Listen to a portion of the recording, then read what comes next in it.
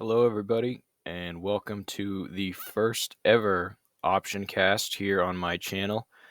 So, what the Optioncasts are going to be is rather than focusing on one specific topic from the wrestling world or from the combat sports world or from, even as I mentioned, from the football world at sometimes, NFL football world, it's going to be sort of an overview of the big things that happen in that week. Typically, I'll do it towards the beginning of the week. I'm going to shoot to do it.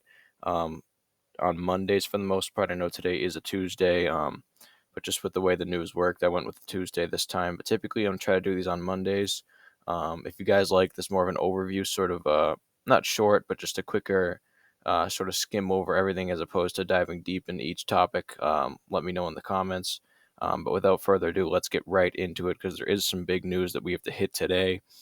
The top story being up, as you can see in the top left of the screen there, Vincent Kennedy McMahon has retired as the CEO and head of creative of World Wrestling Entertainment at the age of 77. This is after about 40 years of being in power in that company. Now, most of you listening, I don't know if there's any old kings listening right now, or kings or queens, but most of you know no other world but Vince McMahon being at the top of the wrestling world. Um, and to hear this news on Friday, it was about Friday afternoon, about 4 p.m., right after the stock market closed, was just absolutely shocking. I mean, obviously, there's been the allegations against him about the hush money and things like that. Um, and you got to think something big is now coming and they know that something big is coming because I mean, people say that Vince McMahon will die in the gorilla position. So for him to just not voluntarily, but for him to step down without there being anything else coming out, there's got to be something big coming. So I'll keep you updated on that. And even this past, I believe it was just yesterday. There was either yesterday or Sunday. There was more news about more hush money and more payments that Vince McMahon has to pay off to these women or in other cases. Um, and on Friday, when this did happen, what sort of paired along with that was the Beast, Brock Lesnar, who is scheduled, as you can see on the screen there, to have a title match um, with Roman Reigns at SummerSlam um, just this coming weekend. And Lesnar, sort of out of fury of everything going on with McMahon, left the TD Garden in Boston, Massachusetts. He was scheduled to open the show on SmackDown, and this just had the company in shambles at that point. They were about to go on the air in a few hours. Lesnar was the big part of their plan, and now he wasn't there anymore. So Vince McMahon, I want to sort of move into my next segment here, but I just want to say Vince McMahon, despite the allegations, there could be some bad things, and he should face the repercussions of that.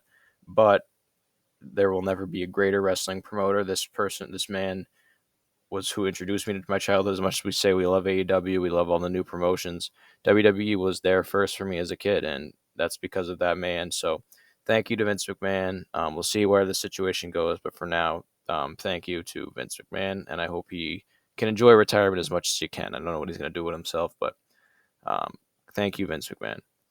But, however, moving it back into that Friday situation, Brock Lesnar leaves. SmackDown is going on the air in Boston in just a few hours, and the company is in just complete shambles at that point. They had to rewrite the script completely, which was very noticeable. This was not a good SmackDown, as SmackDown has been poorly in general, which I want to touch upon. Um, Not just this Friday, but in general, Friday Night SmackDown um, has been a abysmal television show. Monday Night Raw has sort of moved back into that flagship position that it had for so many years before SmackDown and Roman Reigns sort of took over for a little bit. SmackDown is just, it's not good anymore. It's terrible television to the point where I almost don't even want to watch it anymore now. A lot of people are a lot quicker to not watch a WWE show. I tend to just watch no matter how bad it is. Um, NXT I watch here and there, but now that it's more of a developmental brand, I don't watch every week. But SmackDown and Raw, I rarely miss one. But SmackDown, I'm getting close to just wanting to just stop watching completely. It's just an abysmal television show. Every week feels like a rerun. The roster feels watered down. Um, there's no interesting feuds there. I mean, there's the Street Profits and the Usos, but you could count that as one on Raw as well. Roman Reigns rarely shows up there. This Drew McIntyre and Sheamus thing has been going on for weeks, and it's not even for the upcoming pay-per-view that they're feuding about. You have Liv Morgan, which adds a little bit of a fresh look to the SmackDown Women's Title division, but Ronda's been in it for a while. Flair's going to come back and just be in it. There's just no, and then other than that, it's just all filler, and it feels like a waste of time. It feels like the only important thing with this company is these premium live events. But at least on Raw, you get some sort of good action. The roster's a little bit has a little bit more depth. And even at 3 hours, it's a much better show than SmackDown is at this point. So hopefully we can see SmackDown turn things around. SmackDown's always been my show. It's always been my favorite show, just because of the time of the week it's on. It's the one I watched more growing up as a kid, and I want to see it return to the point it was at. But who knows if that can happen with how watered down this roster is on this brand. But with that being said, they rewrote the show on Friday. Lesnar did end up showing up at the end of the show to take out Theory. So they did get him to come back, but who knows what the future of this SmackDown show really is. Moving into my next thing, shifting gears here a little bit from WWE over to Ring of Honor. Ring of Honor or AEW, whatever you want to call it. Obviously, Tony Khan bought the promotion, so it's sort of part of the umbrella of AEW now, but they had a pay-per-view this Saturday, July 23rd, from Lowell, Massachusetts. It was Ring of Honor Death Before Dishonor. This was their comeback pay-per-view after Supercard of Honor this past April. Ring of Honor went dark. Jonathan Gresham sort of stayed the champion just by default. And nobody really knew what was going to happen. Then Tony Khan, I believe it was at Daly's place, that he made the announcement that he had purchased Ring of Honor. And then it went dark again. We had Double or Nothing. We had Forbidden Door. And then finally, once they've got through those two big shows, they made the announcement for Death Before Dishonor in Lowell, Massachusetts. And this show was, I don't want to say it was a great show, but I definitely think it was a good show to help get Ring of Honor back on their feet. Maybe it opens the eyes of some television networks to get them a weekly television show. But I'm going to get right into it here with some of my quick grades on it, what I thought was my match of the night, what my top three was. And you guys let me know if you agree, disagree in the comments down below. I'm very interested to see that. They opened with the 0 Hour, which was basically a kickoff show or a buy-in. This 0 Hour wasn't great. It might have been because I didn't know a lot of the talent in it. The crowd wasn't that engaged into it, but there was no standout matches that I'm saying you have to go out of your way to see on that kickoff show. The first one, Colt Cabana, who a lot of you may know from past AEW experience, versus Anthony Henry. The fans were pretty into Colt Cabana. The match itself was okay, kind of just a basic TV match. I gave it a C. Not good, not bad. You don't have to go back and watch it. Next up was a six-man tag that I didn't love, the Shinobi Shadow Squad versus the Trustbusters. I gave this a C minus. It just didn't really do too much for me. The Trustbusters were pretty kind of a cool team. They reminded me of the Wyatt family a little bit. But the match itself, I could take it or leave it. So I gave it a C minus there. Blake Christian, another six-man tag was next. It was Blake Christian, Tony Deppen, and Alex Zane versus the Gates of Agony and Brian Cage. Now we were starting to get into some more talent that we've seen on AEW television. Obviously, the Gates of Agony and Brian Cage. Not that we see Brian Cage ever on AEW for some reason, but he is a familiar face. The finish was not in question here, but it was a pretty solid match compared to the other kickoff matches. This was probably the best of the 0 Hour show. If you wanted to watch one from it, I would watch this one. The Gates of Agony and Brian Cage pick up a win to keep them strong with their new faction. I gave this a C+, just a slight edge over the other matches. And lastly, we ended off with the only women's match on the 0 Hour show. It was Allison Kay versus Willow Nightingale. As bad as this match was, I will say Willow Nightingale got a great pop from the crowd. One of the biggest, not just of the kickoff show, but of the night, which is huge considering, kickoff show fans are still filing into their seats and stuff like that. She got a huge pop. She's got a great theme song and definitely a good future for her, whether it's in Ring of Honor or AEW. She's going to be a star one day, I can tell. However, that was not tonight. The match was a little sloppy. Nobody was really engaged in it. I gave it a D+. Now into the main card here. We opened the show with a Ring of Honor World Championship match, which was very surprising. I wasn't sure if they'd put FTR in the main event. In the Briscoes, they did. I think that, watching the show, after watching the show, that was the right call. Now, this match, Claudio Castagnoli wins his first ever world championship. Um, Unfortunately, though, the match itself only went about 11 minutes. Um, Way too short for a world title match, especially for a big moment like for Claudio here. The reason for that, I think, was behind some backstage drama with Jonathan Gresham, who at this point is no longer looking like he may ever work for Ring of Honor or AEW again. He apparently cussed out Tony Khan. Maybe he was unhappy with the finish. And really, I don't blame him. He was put in a really, really tough spot, um, being the champion right when Ring of Honor went dark. Um, so it's got to be very frustrating, and to lose the title in such a short match, it's also frustrating. They just turned him heel. It looked like he may have a run in him, but it was the right call to put the belt on Claudio here, just because I think he has more publicity and he has a bigger chance of getting a TV deal with him at the top. But you do have to feel bad for Jonathan Gresham, so I do wish him the best in the future. Hopefully we can see him in the ring again, but as of now, it's not looking great. I gave the match a B minus. I probably would have gave it a C plus for the action, but because I love the moment of Claudio winning the big one finally, I bumped it up to a B minus. Next up, we had Dalton Castle and the Boys versus the Righteous. And I'm actually just realizing now I mixed up the Righteous with the Trustbusters earlier. I meant the Righteous was the ones that reminded me of the Wyatt family. The Trustbusters was a team that I'm getting it all back now. The Trustbusters was the one with the tank top, and see, this is me. I'm new to all this Ring of Honor stuff, but I'll get it, guys. So the Righteous was the team that reminded me of the Wyatt family. Forgive me for messing that up. They were a pretty cool team. Um, they were the six-man tag team champions, which I actually didn't know existed. Maybe Tony Khan getting his eyes on this, seeing if the trios belts is something that he wants to try out in AEW. This was a little test run of that. Dalton Castle and the Boys take down the Righteous to win these titles. I really like Dalton Castle a lot, a lot, a lot. One of the new talents that I've learned about in the past couple months. He had a match on Rampage, I believe it was, against Gresham for the ROH World title.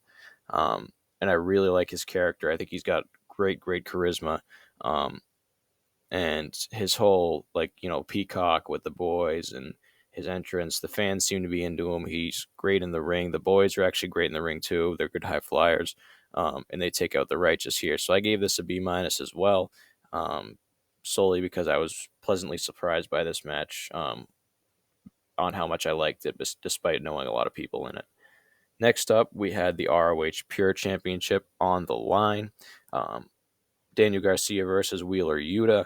At first, I thought we were going to see a title change here. Daniel Garcia is one of the brightest talents in AEW, and Tony Khan just loves this guy.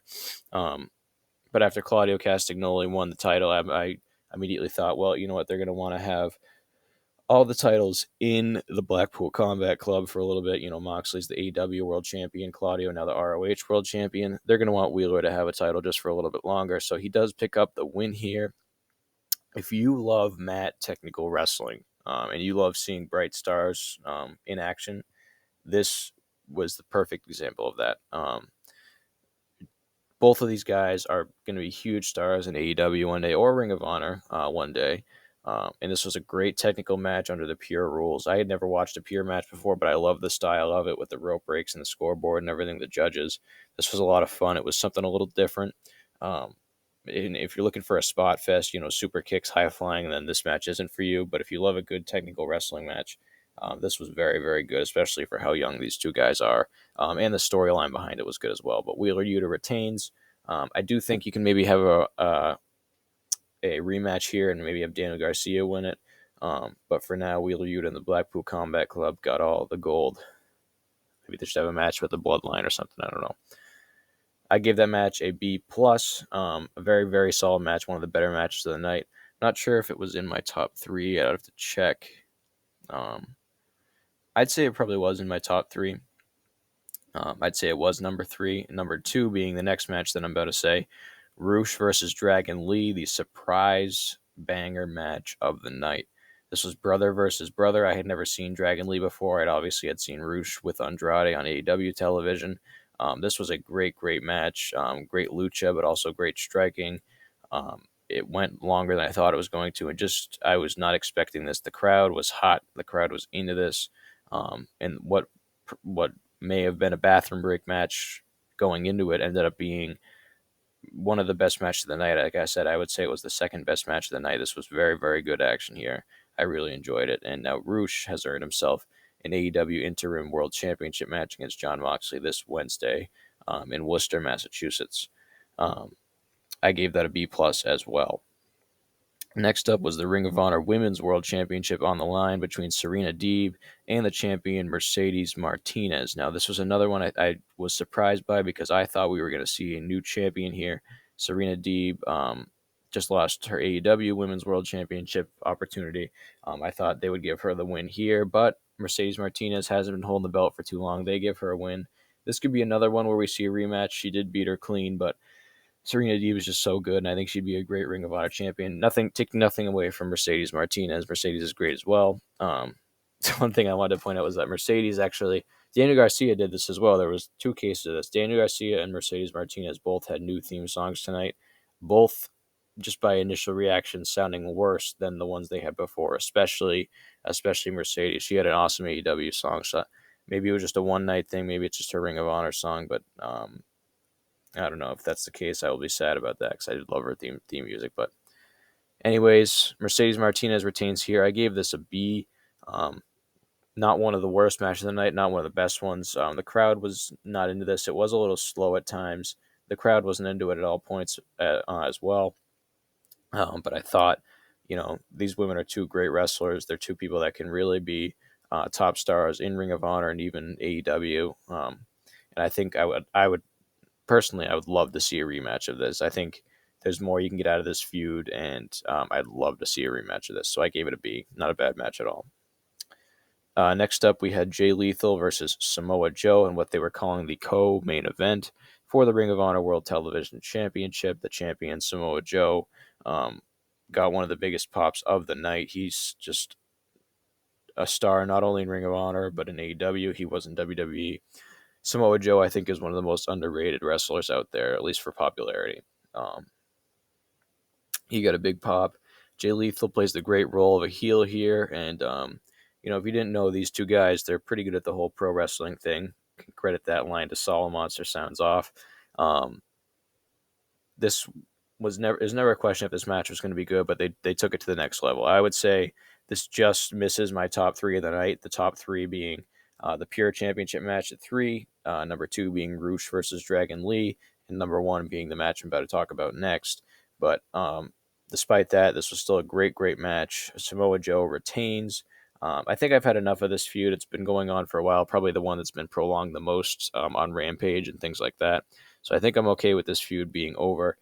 Samoa Joe is still your World Television Champion. B plus for this match as well. Finally, the final match of Death Before Dishonor in the rightful main event. We had the Briscoes taking on the Ring of Honor World Tag Team Champions FTR. FTR, as they have mentioned themselves and as a lot of other content creators have mentioned, are having a huge 2022. And it can only be all wrapped up with winning those AEW tag belts, whether it's at All Out or at Full Gear. And they continue that success here as they retain over the Briscoes. They retain their Ring of Honor belts. And what a match that I believe this is the first one I've given this year. I gave this an A+. This was even better than their match in April at Supercard of Honor. I highly recommend watching both, but this one was just even to the next level. It was 45 minutes long, but it didn't feel 45 minutes. This was great tag team wrestling, great action, good amount of violence, but also a good amount of technical stuff. The crowd was into it the entire time. Amazing near falls, tables, finishers, everything. Chants from the crowd. This was just awesome. FTR at the end, great celebration with the fans. And FTR is probably, I've never, my favorite wrestler at the time changes a lot, but it's usually never a tag team that is like my favorite at the top. But FTR has to be my favorite wrestler right now. Favorite wrestlers right now.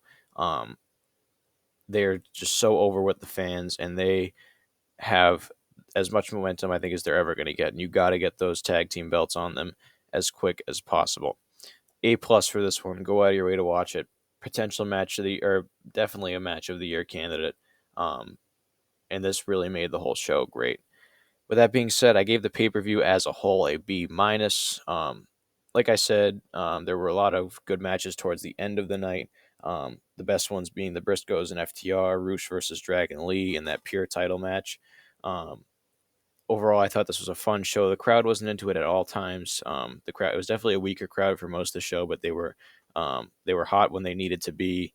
And I think this is a nice little stepping stone for Ring of Honor to sort of move to that television deal, and hopefully, Tuesday, Thursday, there's NXT Tuesday and Impact Thursday, but I think Ring of Honor could go head to head with either of those nights if they were to get a deal with somebody. So hopefully that happens because I love what I saw on Saturday night. And yeah, so Death Before Dishonor, good show. Go out of your way to watch it. Quickly, before I get into my final segment of the day, I want to quickly skim over here. UFC 277 will be this coming Saturday, July 30th, headlined by the women's bantamweight championship, Pena versus Nunes. I think Nunes picks up the revenge win here. She obviously took that devastating upset to Pena not too long ago. I think it was a few months ago. I think she's ready to go. I think she's fired up, and if you're Pena, you got to watch out. Nunes is fired up. I think she picks up the win there in the main event. Also headlining the show, the co-main event in the men's flyweight division. It's Moreno versus Cara France in a rematch. I love Moreno. He's very fiery. He's got a lot of passion in his fighting. If we're talking in wrestling terms, I'd call him a big baby face. And I got him picking up the win here just because I do like him so much. I don't sleep on KF here, but Moreno, I got him picking up the win here in the flyweight championship. Now, also on Saturday, July 30th, going to be competing head to head with that show is SummerSlam. SummerSlam will be obviously starting at 8. The main card for UFC will be at 10, so there is a little bit of a window there. But I'm going to get right here into my SummerSlam predictions. As of now, there's still one more Raw aired last night. I still got to get to watching that. And there's also a SmackDown on Friday. That could change up the card. There's probably going to be at least one more match added, I would think, to the card, but this is where it stands as of now. We have, first off, we're going to start with my sort of dark horse pick of the night for a prediction here. Logan Paul versus The Miz. I think a lot of people think Logan Paul is going to come out on top. He just signed his WWE deal. The Miz took him out at WrestleMania. Logan Paul needs his revenge. I got The Miz here picking up the surprise win and one of the sort of, like I said, one of my upset picks of the night. I do think they want to prolong this feud a little bit longer, maybe to clash at the Castle, or maybe just finish it off at a big Raw or a TV match. I think The Miz picks up a win with some sort of shenanigans, whether it's Ciampa or I know AJ Styles has been sort of with Logan Paul on the other side of things, but he's been sort of factored out of the storyline here. So I'm going to go with The Miz to pick up the win here with the help of Ciampa. A lot of people might be surprised by that pick, but that's just what I'm going to stick to here. My gut's telling me that The Miz picks up the win against Logan Paul at SummerSlam. Riddle versus Seth Rollins. I think this one's fairly easy. One of the sort of middle of the road predictions of the day. Or of the night, rather. Riddle versus Seth Rollins. I'm going to go with Seth Rollins solely because Seth Rollins has lost at 4 straight pay-per-views. He's pretty untouchable when it comes to losses. He's still looking very strong despite, losing 3 times to Cody, losing the Money in the Bank match. But I think he finally does pick up some momentum here with a win over Riddle. This feud may continue to give Riddle the babyface win in the feud, but for now, I think Seth Rollins picks up the win at SummerSlam to sort of gain back some of his momentum after losing at this many pay-per-views. So I got Seth Rollins there. Then we have the Raw Women's Championship on the line. It's Bianca Belair versus Becky Lynch. obviously a WrestleMania rematch, a SummerSlam rematch, even though that match only went 26 seconds or whatever it was. The story here that they're telling is Bianca Belair needs to avenge herself after losing last year. I think it was the SmackDown Women's title at SummerSlam to Becky Lynch. You all remember when that happened. Whether you liked it or not, Bianca Belair is going to get her revenge here because ultimately I feel Rhea Ripley is the one that needs to take the title off of Bianca Belair. Becky Lynch will lose here again. Bianca Belair will retain her Raw Women's title, and after that, Becky Lynch needs to stay away from the Women's title for a long time.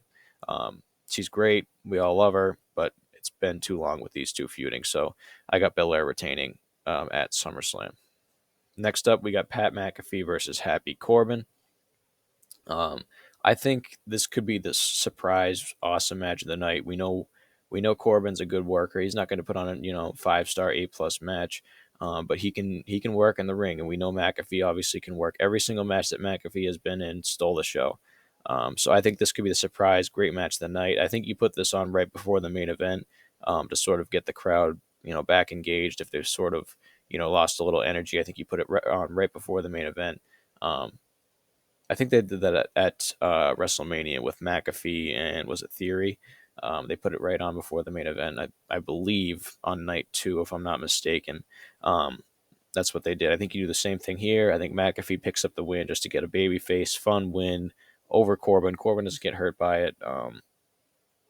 And just with the way this storyline's going, I see McAfee picking up a fun win here to get the crowd back into it right before the main event. I think that's what you should do there. So next up, we have the match that I feel should open the show. The undisputed WWE Tag Team Championships are on the line. It's the Street Profits versus the Usos.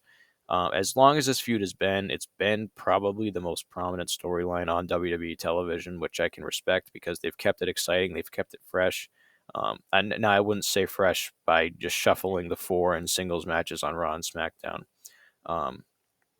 But I feel the story that they're telling here, the Street Profits really have the fans behind them at this point. However, I think the Usos do retain here. I think we see a Street Profits split here. The sort of idea of a split hasn't been talked about much since Money in the Bank, but I can't think of another way that they would pin the Street Profits clean here and make them look weak like that. I think they want Montez Ford in that mid card as a single star.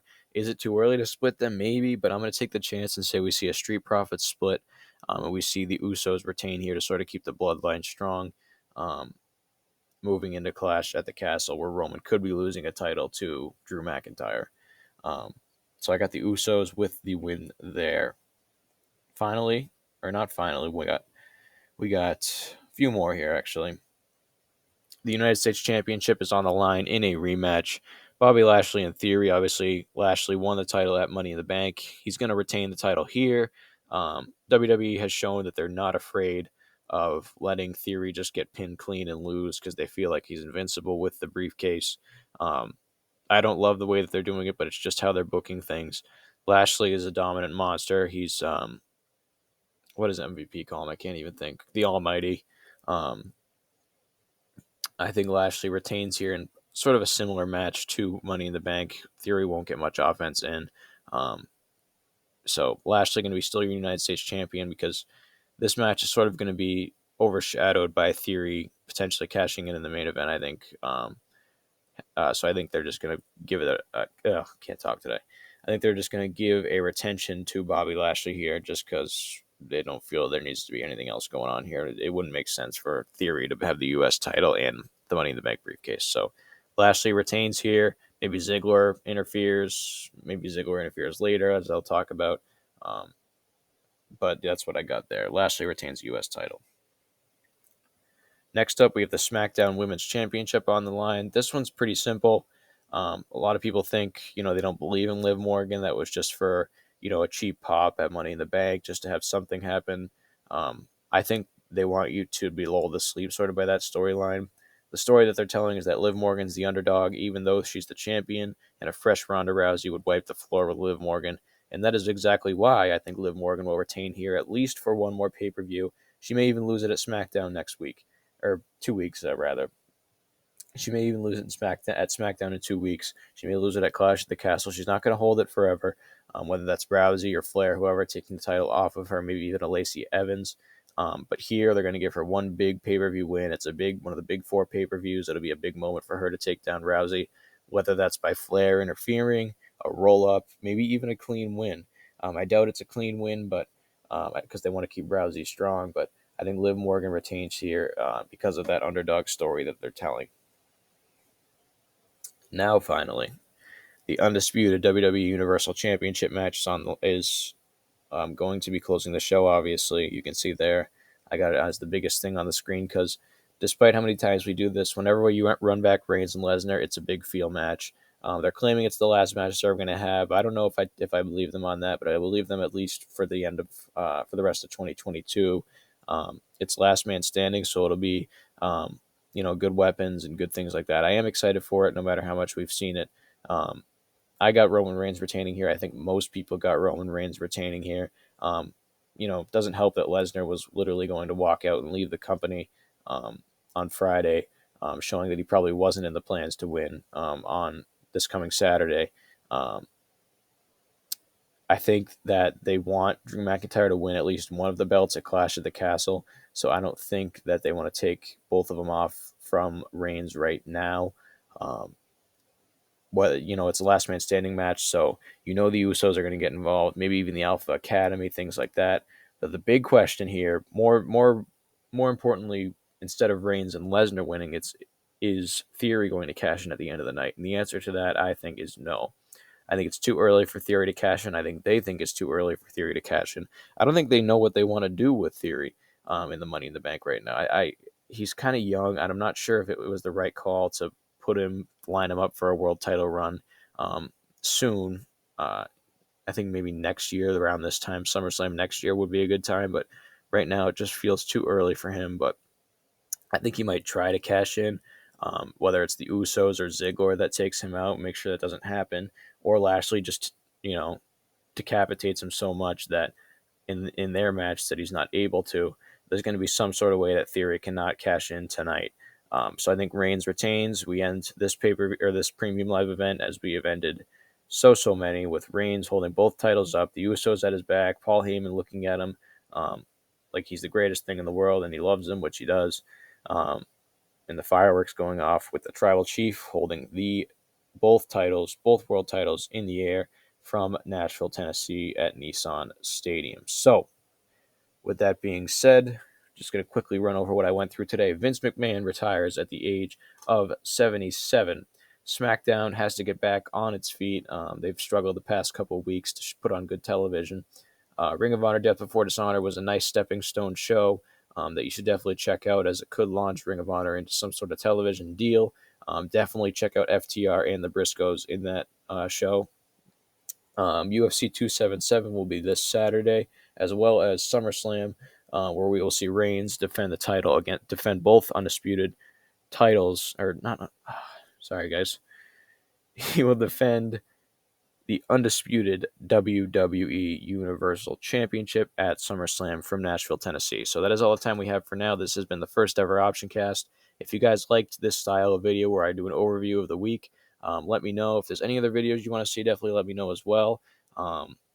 Make sure you drop a like, subscribe. Again, I'm new to this whole YouTube thing, so if the audio quality is not great or you have any tips or tricks for me, definitely let me know. I'm willing to take any kind of feedback, good or bad. Thank you guys so much for watching, and I will see you next time.